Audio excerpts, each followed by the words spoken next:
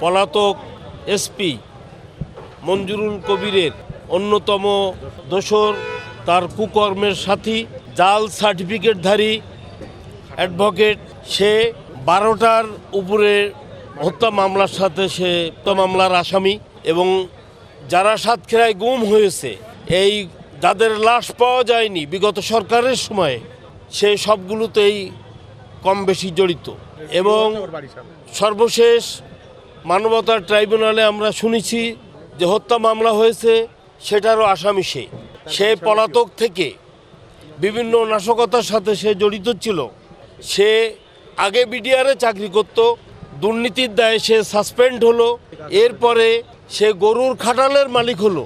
কবে সে ল পড়েছে আমরা জানি না। তার বিরুদ্ধে অভিযোগ আছে, তার সার্টিফিকেট জাল।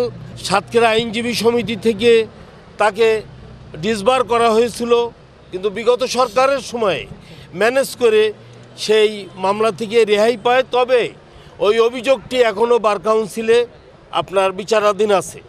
লতিফ পিপি থাকাকালীন সময়ে ব্যাপকভাবে পুলিশের সাথে মিশে মানবাধিকার লঙ্ঘন করেছে।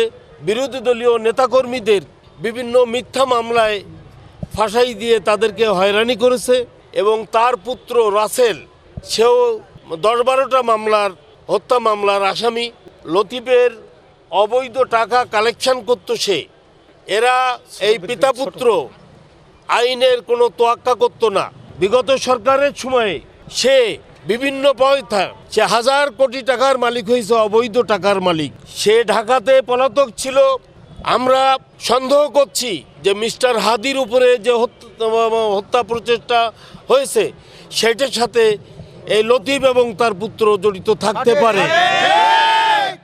লতিফকে রিমান্ডে নিয়ে জিজ্ঞাসাবাদ করলে বিগত সরকারের সময়ে যারা গুম হয়ে গেছে, তাদের লাশ কোথায় পোতা হয়েছে সেটা উদ্ঘাটন হবে বলে আমরা মনে করি।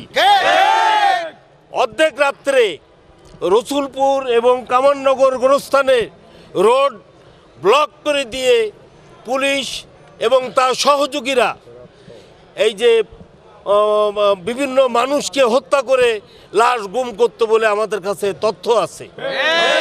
ভুক্তভোগী মানুষরা এই ভয়ঙ্কর অপরাধী আব্দুল লতিফ এবং তার পুত্র রাসেলের বিচার চায়।